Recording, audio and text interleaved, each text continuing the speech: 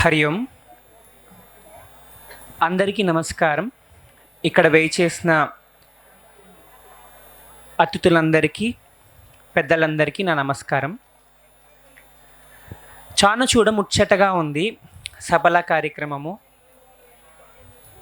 So ప్రకృతి మనకు జీవితాన్ని ఇచ్చిన, ప్రకృతిని సృష్టించిన దేవుడికి నా శతకోటి వందనాలు అర్పిస్తూ, ఇక్కడ మనం జీవించడానికి ఆధారం శక్తి. ఎందుకు జీవిస్తున్నాము అంటే ఒక్కొక్కరికి ఒక్కొక్క నైపుణ్యత. ఒకరు డాక్టరు, ఒకరు ఇంజనీరు, అట్లా ప్రతి ఒక్క జీవికి ఒక నైపుణ్యత. ఇప్పుడు తేనెటీగ చేసిన పని మనం చేయలేము, ఒక పక్షి పని మనం చేసినట్టు మనం చేయలేము. మనిషి చేసిన విధ్వంసం కూడా ఏ జీవి కూడా చేయలేదు, మనిషి తప్ప. ఎందుకు మనిషిని సృష్టించారు అంటే ప్రకృతిని అనుసరించి సమతుల్యతలో జీవించు, ప్రకృతిని ఆస్వాదించు, నీకు నేర్పిన గుణాన్ని వెదజల్లి అందరితోని సమతుల్యతలో ఉండి జీవించు అంటే అని స్వేచ్ఛ ఇస్తే, మనము ఆ స్వేచ్ఛని మిస్యూజ్ చేసి ప్రకృతికి భిన్నంగా జీవిస్తూ రోగపాలవుతూ సతమతం అవుతూ ఉన్నాము. దీనికి కారణం ఎవరము? మనమే. దేవుడు అనారోగ్య సమస్యని అసలు ఇవ్వలేదు. ఆరోగ్యం దేవుడిచ్చిన మనకి వరం. సో ప్రకృతి సహజంగా మనం తినాల్సింది పండ్లు మాత్రమే. కొంతమంది యోగులు వాయుభక్షణ చేసి ఉంటారు, డైరెక్ట్గా కాన్షియస్ ఎనర్జీ తీసుకుంటారు. సో మనము ఆ స్థాయిలో లేము కాబట్టి ఆ స్వేచ్ఛ వల్ల, ఆ ఫ్రీడమ్ వల్ల మనిషి ఎన్నో రుచి చూశారు. అప్పుడు మన ఋషులు మునులు ధాన్యం ఎప్పుడైతే, నిప్పు ఎప్పుడైతే కనుక్కున్నారో, ధాన్యం ఎప్పుడైతే తినడం అలవాటు చేసుకున్నారో, ధాన్యం అనేది విత్తనం, విత్తనం యొక్క లక్షణం చెట్టుగా మారాలి. అదే ధాన్యము పిట్టకు ఆహారమైంది. పిట్టకి ఎందుకు ఆహారమైంది ప్రకృతి సహజంగా అంటే, ఆ విత్తనాలు వెదజల్లాలి అంటే పిట్టలు ఆ ధాన్యం తిని, బలహీనమైన ధాన్యం తింటుంది, గట్టిగా ఉన్న ధాన్యం అది జీర్ణించుకోలేదు, అది బయట వస్తుంది రెట్ట ద్వారా. అది విత్తనంగా, ఆ విత్తనం భూమి మీద పడినప్పుడు చెట్టుగా మొలిసి మళ్ళా అది ఇంకో 1000 విత్తనాలు తయారు చేస్తుంది. అది ప్రకృతి నియమం. అది ఇప్పుడు ఆవు గడ్డి నెమరేస్తుంది, గడ్డిని చంపదు, పీకి పడేయదు, పైన నెమరేయడం మాత్రమే. తర్వాత ఆ గడ్డి కూడా తనను తాను రక్షించుకోవడానికి ఒక రసాయనం ఉత్పత్తి చేస్తుంది.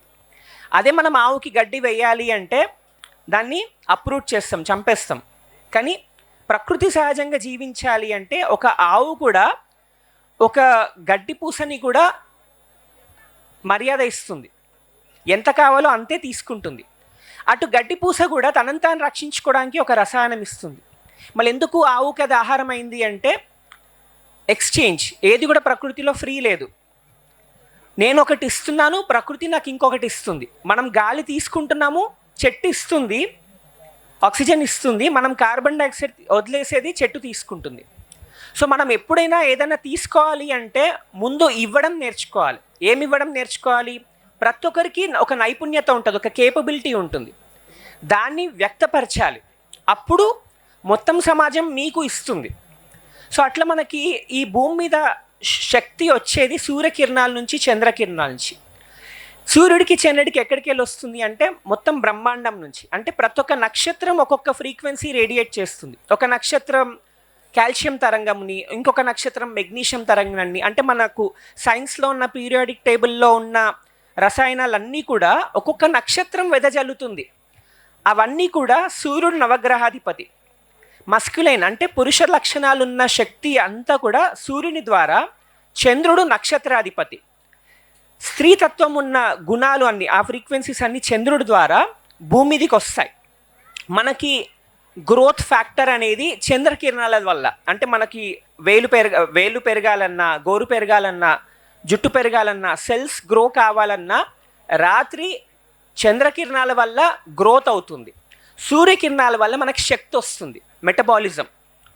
సో అందుకనే మనకి ఈ ఉదయము, సాయంత్రము, రాత్రి అనే వేళలు ఉన్నాయి. ఒక్కొక్క టైంకి ఒక్కొక్క అవయవం పనిచేస్తుంటుంది. ఒక్కొక్క ఆర్గన్ దాన్ని యొక్క ఎక్స్ప్లెయిన్ చేస్తుంది, ఒక్కొక్కటి వ్యక్తపరుస్తూ ఉంటుంది.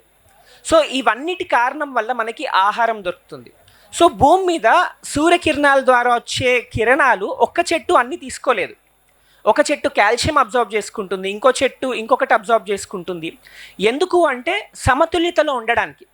ఒకటే చెట్టు అన్నీ అబ్జార్బ్ చేసుకుంటే ఇంకో చెట్లతో నాకు పని లేదు అనే భావన ఉత్పత్తి కాకుండా సమతుల్యతలో జీవించడానికి అనేక రకాల వృక్ష సంపదలు, అనేక రకాల క్రిమికీటకాలు, అనేక రకాల జీవజంతువులు, దాంట్లో అనేక రకాల రంగులు, రుచులు. ఎందుకంటే ఒకటే రంగు ఉంటే వ్యక్తికి బోర్ కొట్టేస్తుంది కదా. అందుకనే ఎన్నో రకాల రుచులు, ఎన్నో రకాల రంగులు. అందుకనే మనం ఆహారం తీసుకున్నప్పుడు ఒట్టి అన్నం తినము, ఎన్నో రకాల రుచులు కలుపుకుంటాం. అది మనకు ఆనందాన్ని ఇస్తుంది. సో ఈ శరీరం పంచభౌతిక తత్వాలతో చేయబడింది కాబట్టి ఈ శరీరానికి ఆ ఎనర్జీ రూపంలో ఆ పంచభౌతిక తత్వాల్ని మాత్రం ఇవ్వాలి. సో ఇప్పుడు మనకి ధాన్యం మన ఆహారం కాకున్నా కానీ మన పూర్వీకులు ఎట్లా దాన్ని తీసుకోవాలి, ఆ దోషాన్ని నివారణ ఎట్లా చేయాలి అనేది మన ఆయుర్వేదంలో ముందే లిఖితం చేయబడింది. పాకశాస్త్రంలో ఇవన్నీ వర్ణించారు. సో ధాన్యంలో ఒక రసాయనం ఉంటుంది, ప్రొటెక్టివ్ కెమికల్ ఉంటుంది.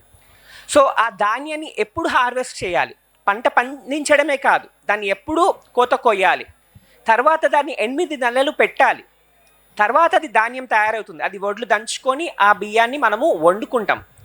అయితే పాతకాలంలో చూడండి, బియ్యాన్ని, దంపుడు బియ్యాన్ని కూడా నానబెట్టుకునేవాళ్ళు.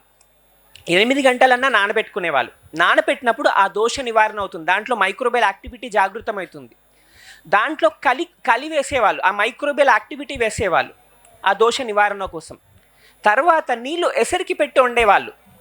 నీళ్ళు ఎసరికి పెట్టడానికి నిప్పు మీద నీళ్ళు, మంట మీద నీళ్ళు ఎసరికి పెడితే నానబెట్టిన బియ్యం వేసినప్పుడు ఆ మంటని తీసేసి నిప్పు మీద ఉడికించేవాళ్ళు. దీని వెంకల సైన్స్ ఏంటి, ఆ ధాన్యం ఆ మంట మీద ఎక్కువసేపు ఉంటే దాంట్లో ప్రాణశక్తి నశిస్తుంది కాబట్టి నీరు మాత్రమే మంట మీద వేడి చేసి ఎసరుగు వచ్చిన తర్వాత నిప్పుల మీద ధాన్యాన్ని వండేవాళ్ళు. తర్వాత ఎక్కువ నీళ్ళల్లో వండేవాళ్ళు. ఎందుకు అంటే ఎక్కువ నీళ్ళలో వండినప్పుడు దాంట్లో కొన్ని గుణాలు బయటికి వస్తాయి, అంటే స్టార్చ్ కాంపౌండ్స్. సో ఇప్పుడు 99% అందరికీ షుగర్ వ్యాధి రావడానికి కారణం బియ్యంలో వచ్చే స్టార్చ్. ముడి బియ్యం అయినా కానీ ఆ గంజి వార్చి అన్నం తింటే ఆ గంజిలో ఉన్న పోషక విలువలతో పాటు ఈ స్టార్చ్ వస్తుంది. సో పాతకాలం ఏం చేసేవాళ్ళంటే ఆ గంజిని పులువ పెట్టేవాళ్ళు, ఒక కుండలో పోసి దాన్ని కలి తయారు చేసేవాళ్ళు. భోజనం ఆ అన్నం వండిన తర్వాత దాన్ని భుజించిన తర్వాత ఆ కలి ప్రోబయోటిక్గా, అంటే గట్ మైక్రోబియల్ యాక్టివిటీని పెంపొందించడానికి ఆ కలి తాగేవాళ్ళు. అయితే అప్పటి కాలంలో కుండకి బొట్లు పెట్టి పసుపు పెట్టి, అంటే ప్యాథోజెనిక్ బ్యాక్టీరియా అంటే చెడు క్రిములు రాకుండా దానికి ఒక రక్షణ ఆవు పెడతో అలికేవాళ్ళు. ఎందుకు ఆవు పెడతో అలుకడం అంటే ఆవు పెడలో సర్వజీవులు ఉంటాయి, అంటే అన్ని రకాల మైక్రో ఆర్గానిజమ్స్ ఉంటాయి. ఆ మైక్రో ఆర్గానిజమ్స్ దేవీ దేవతలతో పోలుస్తాము. ఒక్కొక్క మైక్రో ఆర్గానిజం 33 కోట్ల దేవీ దేవతలు అంటారు కదా ఆవులో.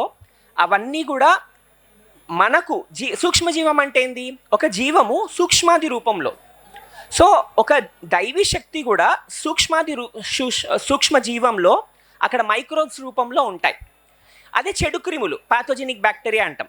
సో ఆవు పేడ ఉన్న చోట ప్యాథోజెనిక్ బ్యాక్టీరియా రాదు, ఎందుకంటే అవన్నీ అక్కడ సమతుల్యతలో జీవిస్తున్నాయి, గుడ్ బ్యాక్టీరియా ఉంటుంది.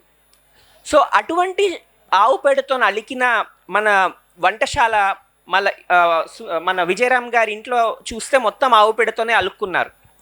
సో అట్లా మనం ఉంచుకోగలిగితే మంచి మంచి మైక్రో ఆర్గానిజమ్స్ అన్నీ అక్కడ వస్తాయి. మరిన్ని అప్డేట్స్ కోసం బ్యాక్ టు రూట్స్ యూట్యూబ్ ఛానల్ని సబ్స్క్రైబ్ చేసుకోండి.